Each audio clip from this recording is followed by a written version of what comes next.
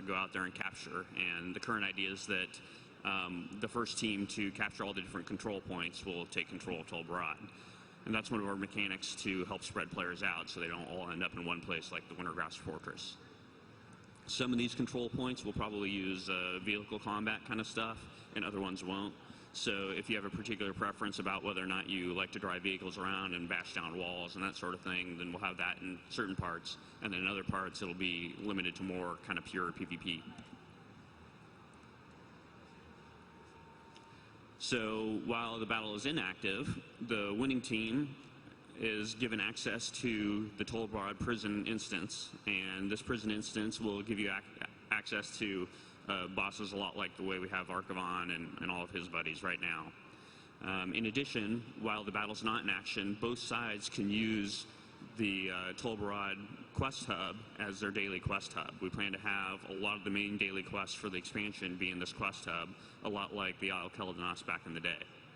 And so when it's in the off battle, both teams will be using these daily quests to get their dailies done. And in addition, the winning team will get access to a couple of extra bonus daily quests.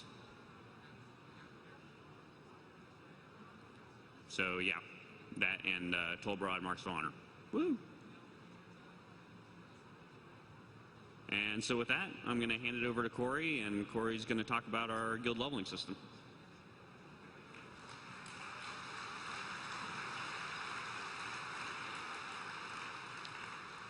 Hey guys.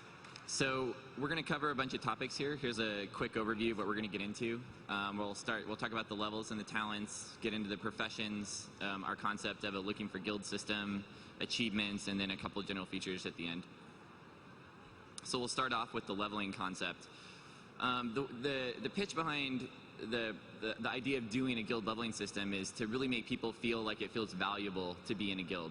And people that aren't in a guild, we really want them to feel like they want to be in a guild. I think the game it's really fun when you get to play with a group of friends. You have a lot of people you connect with. So kind of the concept behind all this is really to get people into a guild and have it feel like it's valuable.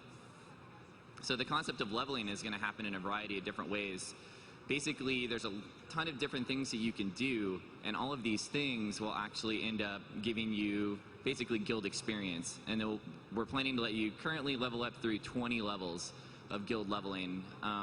That number might still change a little bit, but that's what we feel like feels good right now. So here's a couple different ways, like leveling in general. Any player in your guild gains a level. That adds to experience. Reputation ranks. Killing a boss in any raid or any dungeon. Rated battleground wins, as Tom mentioned. Also arena wins. Things like profession ranks that don't necessarily involve combat, but they're definitely helping the guild out overall, so we want them to contribute. Now the concept of boss kills there, that in order for that to work, you have to have a certain number of guild members with you. Right now we're kind of leaning to something about a 75% ratio. So in a 5-man, you would need to have 4 out of 5 people be from your guild. And then when you make that kill on that boss, you would earn guild experience for it. That same concept applies to the battlegrounds. As long as you have 75% of your team be from your guild, like 7 out of 10 in Warsong Gulch, you would then earn leveling experience for your guild. Now, each time you gain a level, you're going to earn a talent. You're going to earn a talent point. And these talent points can be spent in a guild talent tree. The talents that are purchased in the guild talent tree apply to everyone in the entire guild. We've got a pretty wide variety of different talents. I've got an example that we'll be able to show you here in a little bit of a couple different things. But the talents, they vary from things like reduced costs on repairs to things like mass resurrection. And the concept of how this works is we take the top 20 earners per day from the guild. And the reason we do that is because we want this system to be able to scale between a small guild that might say only have maybe 30 people all the way up to a guild that might have 500 people.